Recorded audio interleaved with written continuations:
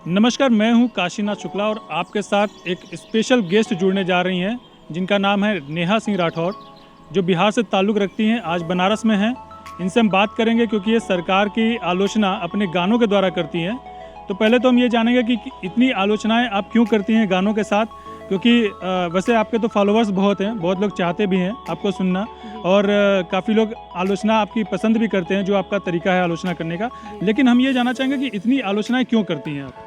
नहीं देखिए, ये इतनी आलोचनाएँ क्यों करती हूँ, ऐसी कोई बात नहीं है। मैं सोशल इश्यूज़ पे गीत गाती हूँ, ठीक है? और तो मैं क्या कह रही थी कि मैं सोशल, अब देखिए समाज में कई सारी ऐसी कुरीतियाँ हैं, ठीक है? भोजपुरी में क्या है कि उन कुरीतियों पे, उन मुद्दों पे गीत लिखे जा नहीं रहे हैं। तो किसी ना किसी एक को तो काम करने आना होगा ना, क्योंकि देखिए ये एक ज़िम्मेदारी है। चीज़ें चल रही हैं, ठीक है? हमारे नौजवान बेरोज़गार हैं, ठीक है? कोई फ़र्क नहीं पड़ रहा है किसी को भी। कोई भूखे पेट मर रहा है, किसी को बिजली नहीं मिल रहा है, किसी को पानी नहीं मिल रहा है, किसी को, तो इस तरह की जो बदहाली वो चल तो रही ही है, ठीक है? उस पे फोकस मतलब कोई है ही नहीं। भोजपुरी में जैसे मैं एक लेखक हूँ, आप इस बात को समझिए, और जो लेखक होता है, जो कवि होता है, वो समाज का दर्पण होता है। उसका जो गीत होता है समाज का पूरा आईना होते हैं। वो किसी पार्टी और ये पक्ष विपक्ष टाइप का कुछ नहीं होता, वो बिल्कुल निष्पक्ष होता है। तो मैं अब क्योंकि लोक गायिका हूँ, मैं अपने आप को कहती हूँ कि हाँ मैं लोक गायिका, तो लोक गायिका माने लोक की गायिका है। तो लोक में जो सुख है, दुख है, उनका जो प्रतिरोध है, उनका जो, वो सारी चीज़ें मैं लिखती हूँ। तो मैं ऐसे लिखती हूँ, गाती हूँ। मैं भी आपकी बात से सहमत हूँ, क्योंकि प्रधानमंत्री नरेंद्र मोदी भी जब पहली बार जब प्रधानमंत्री बने तो उन्होंने संसद में कहा कि विपक्ष का भी होना जरूरी है ताकि आलोचनाएं होती रहें सरकार के कामकाज की। तो आप भी वही काम कर रही हैं, कोई गलत काम नहीं है। आलोचनाएं होनी चाहिए ताकि सरकार की आंखें खुले और सरकार का ध्यान उस तरफ जाए जहाँ पे उनकी कमजोरी है, वो ठीक है। लेकिन अगर हम बात करें डेवलपमेंट की, तो डेवलपमेंट से आप कितना सरोकार रखती हैं? क्योंकि काफ़ी डेवलपमेंट हो रहा है अभी। जैसे मेडिकल कॉलेज, हर जिले में एक मेडिकल कॉलेज का इशू चल रहा है कि हर जिले में एक मेडिकल कॉलेज खोले जाएंगे, योगी सरकार खोल रही है। इसके अलावा मंदिर, आपने देखा मंदिर का भव्य निर्माण अयोध्या में भी बन रहा है, सड़कों का जाल बिछ रहा है, सड़कें चौड़ी हो रही हैं, बिजली पानी की व्यवस्था सुदृढ़ हो रही है, और तमाम तरह की जो योजनाएं हैं गरीबों को ध्यान में रख कर के चलाई जा रही हैं। तो उनका फ़ायदा कहीं ना कहीं गरीबों को हो रहा है। तो आप इन सारी चीज़ों को किस तरीके से देखती हैं? हाँ देखिए, एक जो सबसे पहली चीज़ है कि कोई भी गवर्नमेंट कभी भी पूरी तरह से फेलियर नहीं हो सकती, कभी भी पूरी तरह से सफल नहीं हो सकती। तो मैं ये नहीं कह रही हूँ कि मोदी जी या योगी जी चाहे कोई भी विकास नहीं किए हैं, ठीक है? पर इसके साथ साथ मुझे, क्योंकि मैं क्या हूँ, मैं किसी विपक्ष की नेता नहीं हूँ कि जो मैं तो भाई कुछ भी करूँ, मेरे को तो मेरा काम ही है ट्रोल करना। देखिए, मैं लोक गायिका हूँ, ठीक है? तो भैया मैं किसी ऐसी चीज़ों के बारे में, मैं देखिए जो चीज़ें सामने हैं वो तो हैं ही हैं, ठीक है? वो सबको दिख रही हैं। लेकिन एक लोक गायिका होने के नाते मेरा धर्म क्या है, मेरा कर्तव्य क्या है, लोग की इश्यूज़ को उठाना। अब मैं जब लगूंगी अब सरकार के पास तो अपना मंच मीडिया आई, वो तो अपना गा ही रही कि हमने तो ये कर दिया, हमने तो वो कर दिया।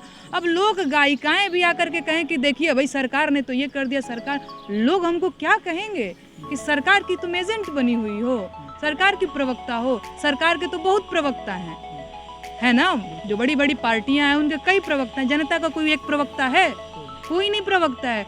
सरकार के पास अपना मंच है, अपनी मीडिया है, सारी चीज़ें हैं। जनता के पास अपना कुछ नहीं। जनता किससे जाए कहने, कहाँ जाए कहने? आप लोगों को भी पता है, उनके ऑफिस के पास चले जाइए, मार के भगा दिए जाते हैं। उनसे हम लोग मिलते हैं, आप कभी भी देखे हैं बड़े बड़े मंत्रियों के सामने से मिल के बात की? उनका भी आपने इंटरव्यू नहीं लिया होगा, मौका नहीं मिलता, टाइम नहीं देते हैं वो लोग।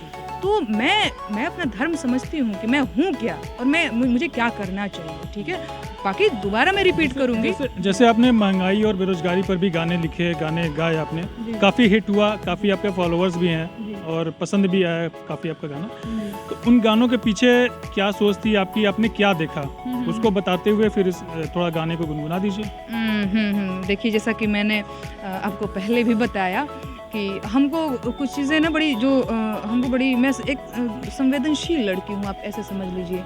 तो मुझे चीज़ों का ना बड़ा दर्द होता है। जैसे एक दिन मैंने देखा भी था, पूरा युवा ऐसे ताली बजाते हुए जा रहे हैं। आपको भी पता है, दिल्ली जाते हैं बच्चे पढ़ने, इलाहाबाद जाते हैं, पढ़ते पढ़ते सिर का बाल झड़ जाता है, नौकरी नहीं मिले, 1 नंबर से छूट गया तो 2 नंबर से छूट गया, जैसी चीज़ें, तो वो उनके दर्द हैं, ठीक है। तो मैं उस पे गीत लिखती हूँ, गाती हूँ। और रही बात, देखिए जैसे महिलाओं के विकास को लेकर के, अगर विकास की तो क्या ही बात हम करें, अब देख ही रहे हैं किस तरह से अकेले चलना भी कितना है ना, तो मैं वैसे लिखती रहती हूँ जी। तो कुछ गुनगुना दीजिए। मैं आपको कौन सा गीत सुनाऊँ, आप बताइए। बेरोजगारी, महंगाई। बेरोजगारी पे ना क्या हो रहा है, आप इसको एडिट कर दीजिएगा। भीख नहीं हक सरकार मांगीला, भीख नहीं हक सरकार मांगीला, बेरोजगार बानी साहेब रोजगार मांगीला, बेरोजगार बानी साहेब रोजगार मांगीला। अरे 2 करोड़ नौकरी देवे के रहे वादा, आ कहत रहला कि रोजगार मिली ज्यादा। सुना, नून तेल पैसा ना उधार मांगीला, खेत बाड़ी जमीन ना बधार मांगीला, बेरोजगार बानी साहेब रोजगार मांगीला, ऐसे करके। बहुत अच्छा लगा। और अच्छा, आप अभी महिलाओं की बात कर रही थी, तो क्या लगता है, अभी बीजेपी ये दावा कर रही है कि क्राइम का ग्राफ काफ़ी गिरा है, काफ़ी कंट्रोल में है और महिलाएं काफ़ी सुरक्षित हैं। बेटी बचाओ बेटी पढ़ाओ का कैंपेन तो आप देख ही रही हैं कि किस तरीके से चल रहा है। लेकिन अभी जो कांग्रेस हमलावर है, प्रियंका गांधी ने जो अभी कैंपेन चलाया हुआ है कि लड़की हूँ लड़ सकती हूँ, तो आप बताइए कि प्रियंका गांधी का जो कैंपेन है वो किसके खिलाफ है? लड़की हैं तो लड़ेंगी, तो किससे लड़ेंगी, किसके खिलाफ लड़ना है, ये मतलब इस स्लोगन में क्या है? वो तो अब आप तो ये सवाल बीजेपी के नेताओं से पूछिएगा तो ज़्यादा बढ़िया से बताएंगे। लेकिन जहाँ तक रही बात ये कि भैया देखिए, कोई भी गवर्नमेंट, कांग्रेस और बीजेपी क्या करना है, कल को कांग्रेस अगर पार्टी में आएगी तो वो भी दावे करेगी, तो भैया बीजेपी ने तो ये नहीं किया, हमने तो ये कर दिया। आज बीजेपी है तो वो कहते कांग्रेस ने कुछ नहीं किया, जो कर रहा हूँ मैं कर रहा हूँ, जो करना है मैं नहीं करना है। तो हमको तो वो बात ही नहीं करनी है। बात अगर रही कि भैया महिलाएं विकास कर रही हैं, महिलाओं की जो सुरक्षा और सारी चीज़ें हैं, सरकारें जिस तरह से दावे करती हैं, वो दावे भैया वो हमको लगता है कि खाली उनके ऑफिस में ही, किताबों में और ऐसे ही करके पेज में करके ऐसे रहता है। धरातल पे तो कहीं कुछ दिखता नहीं। आपको भी पता है कछुआ में जो कांड हुआ, उन्नाव में हुआ, हाथरस में जो हुआ, वो सारी चीज़ें आपको पता। भैया हम तो वही देख रहे हैं, हमारा तो ध्यान वहीं पे अटका हुआ है, अब बिल्कुल अटका रहेगा। जब तक एक लड़की भी असुरक्षित रहेगी तो हम कहेंगे कि महिलाओं का विकास नहीं हो रहा है। ठीक है, क्या पढ़ा रहे हैं, लिखा रहे हैं, आए दिन महिलाओं के साथ रेप होते रहता है। ठीक है, तो हम तो भाई वही कहेंगे। एक भी कमी रहेगी, एक भी बुराई रहेगा समाज में, तब तक कोई भी लोग, गायक लोग, कवि, उसका जमीर ना वो ऐसे नहीं हो सकता है कि चलो भैया आप तो आंख बंद करके हमको तारीफ करनी है। सरकार कर रही है अपनी तारीफ, भाई आप अपना काम करो, वो कर रही है अपनी तारीफ। तो हम सरकार की तरफदारी करने यहाँ नहीं बैठे हुए हैं सर, और हम विरोध करने बैठे हुए हैं। विरोध विपक्षी पार्टी कर रही है। अच्छा, आपने अभी एक बात कही है कि संवेदनशील है आप, तो एक लेखक को, एक कवि को और एक पत्रकार को संवेदनशील होना भी चाहिए। आप अभी हॉस्टल में हैं, हॉस्टल में तमाम छात्राएं हैं जो कहीं ना कहीं पढ़ रही हैं, बाहर से आई हैं, तो आप उनसे भी टच में होंगी, उनसे बातें करती होंगी, तो उनसे क्या पता चलता है शिक्षा के क्षेत्र में कहाँ पे कमियां हैं? क्योंकि दावे तो बहुत कर रही है बीजेपी सरकार की, शिक्षा के क्षेत्र में काफ़ी जो है आगे बढ़ी है उत्तर प्रदेश, और छात्राएं हैं, इनको किन चीज़ों से डर लगता है? क्या बाहर निकलने से डर लगता है, कहीं जाने से, कहीं घूमने से, या रात में लेट आने से? मतलब जो आपकी बातें होती होंगी या जो देखती होंगी उसको आप बताइए। एक तो सबसे पहली चीज़ कि ये जो है, हम जहाँ पे अभी हैं, यहाँ पे हम 1-2 दिन से ही अभी आए हुए हैं। ठीक है, तो उस तरह से मेरी बातें तो बहुत नहीं हुई है किसी से, लेकिन हाँ मैं खुद भी एक लड़की हूँ। और तो देखिए बस वही चीज़ें हैं कि भैया दावे करना अलग चीज़ है और ज़मीन पे चीज़ें दिखना अलग चीज़ है। ठीक है, और जहाँ तक सुरक्षा की रही बात, तो हॉस्टल में भले ही लड़कियां हैं, उनके मम्मी पापा का मन लगा रहता है घर पे, आपको भी पता है। अब मजबूरी है आपको भैया, गांव देहात की लड़कियां आकर के पढ़ाई कर रही हैं। गांव में अगर सुविधा नहीं है तभी ना वो बनारस कहाँ से लड़कियां आ रही हैं यहाँ पे पढ़ाई करने के लिए, वहाँ पे व्यवस्था में कमी है तभी ना। अब भैया बिहार में अगर चीज़ें अच्छी होती तो बिहार के लोग काहे बाहर जाते पढ़ाई करने, चाहे मजदूरी करने, चाहे नौकरी करने, जो भी करने। ठीक है, तो वो वहाँ की गवर्नमेंट की फेलियर है ना। तो ऐसी चीज़ें, बाकी सुरक्षा तो देखिए सब सारी लड़कियाँ यही कहेंगी कि वो कम सुरक्षित हैं। अच्छा, बिहार की बात की है, बिहार से आप बिलोंग भी करती हैं, तो बिहार सरकार का कितना नंबर देंगी 10 में से? उनके काम हैं, जैसे शराबबंदी हो गए हैं, तो क्या वहाँ पे भी महिलाओं की सुरक्षा पे कुछ बात बनी है ठीक ठाक की, बस वैसे ही पहले की तरह है जो पहले की गवर्नमेंट में जितना क्राइम होता था, क्राइम में कमी आई है, डेवलपमेंट में क्या हुआ है? तो नहीं आप देखिए, मैं नंबर तो नहीं दूंगी, मैं नंबर देने वाली मतलब नंबर तो क्या ही देना, लेकिन ये बिल्कुल सही बात है।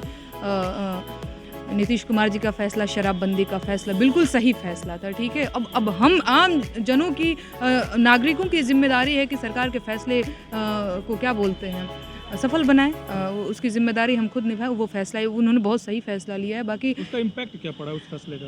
क्राइम वगैरह कम हुआ है, रोजगार बढ़े हैं, क्या इम्पैक्ट क्या हुआ है? देखिए, अच्छा इम्पैक्ट भी है और बुरा इम्पैक्ट भी है, कई सारी चीज़ें हैं। मैं एग्जैक्ट आपको कुछ नहीं कह सकती कि बहुत अच्छा हो गया है। बहुत पीने वाले यूपी से शराब लेकर के बिहार में आ रहे हैं, अब पुलिस लोगों को भी वैसे घूस घास दे करके ये सारी चीज़ें मैनेज कर रहे हैं, ठीक है। तो मैं तो अब इसमें क्या ही कहूँ। बाकी अगर फैसले की रही बात तो वो शराबबंदी सही फैसला था। बाकी नीतीश कुमार जी ने महिलाओं के हित में तमाम कदम उठाए, इसमें कोई शक नहीं है। तो देखिए, चीज़ें बदल रही हैं, तो विकास ऐसा नहीं है कि विकास नहीं हो रहा, विकास वहीं का वहीं थम गया है, ठीक है। कुछ लेकिन जितना होना चाहिए, संभावित जितना होना चाहिए, जितनी संभावना है लोगों को, जितना हो सकता है उतना विकास नहीं हो रहा है, ठीक है। अब मैं कैसे कह सकती हूँ कि अब नीतीश कुमार जी, बिहार ना पूरी तरह से विकसित हो चुका है, अब इसको विकास की जरूरत है। कभी भी कोई भी राज्य, कोई भी देश ऐसा नहीं हो सकता है कि अब इसका पूरा विकास हो चुका है, उसको विकास की ज़रूरत नहीं है, ठीक है। तो चलते चलते कुछ सुनाना चाहेंगे? हाँ, क्यों नहीं। इसको बस जिस तरह से नेताजी लोग कहते हैं, मास्क लगाओ, सैनिटाइजर लगाओ, घर से नहीं निकलना, 2 गज दूरी, मास्क है ज़रूरी, और तमाम रैलियों में मजमा खुद जुटा लेते हैं। मैंने गीत लिखा है कि छाने छाने बदले तोहरो मिजाज रजऊ, नारेबाज रजऊ, धोखेबाज रजऊ। अरे दिनवा में रैली करेला कोने कोना, रतिया में रोवेला को रोना के रोना, तोहर नस नस बूझी हवा दगाबाज रजऊ, नारेबाज रजऊ, धोखेबाज रजऊ। ऐसे करके। अच्छा, आपको भोजपुरी फिल्मों से कोई ऑफर वगैरह नहीं आया कि उसमें आपको गाने वगैरह गाने हो या लिख के देना हो गाना? हाँ, भोजपुरी फिल्मों से नहीं आया है, लेकिन हाँ, क्या बोलते हैं, बॉलीवुड फिल्मों से गाना मैंने गाया भी हुआ है। अभी वो नेटफ्लिक्स पे रिलीज़ भी होगा, उसकी रिलीजिंग डेट शायद फरवरी में ही है। तो देखिएगा, आप लोग भी देखिएगा। एक फिल्म है, बताऊंगी मैं, और मैं तो शेयर भी करूंगी अपने सोशल मीडिया प्लेटफॉर्म पे। तो एक पारंपरिक लोकगीत गाना था, तो मुझे वहाँ से ऑफर आया, मैंने गाया है। बहुत बहुत धन्यवाद। शुक्रिया। तो ये थी नेहा जी, और इन्होंने बहुत ही बेबाकी से अपनी बातों को रखा है यूपी के राजनीति और विकास पे। इसके साथ साथ बिहार में जिस तरीके से डेवलपमेंट हुआ है उस पर उन्होंने अपनी राय रखी है। वाराणसी से काशीनाथ शुक्ला, रिपोर्टर्स पेश।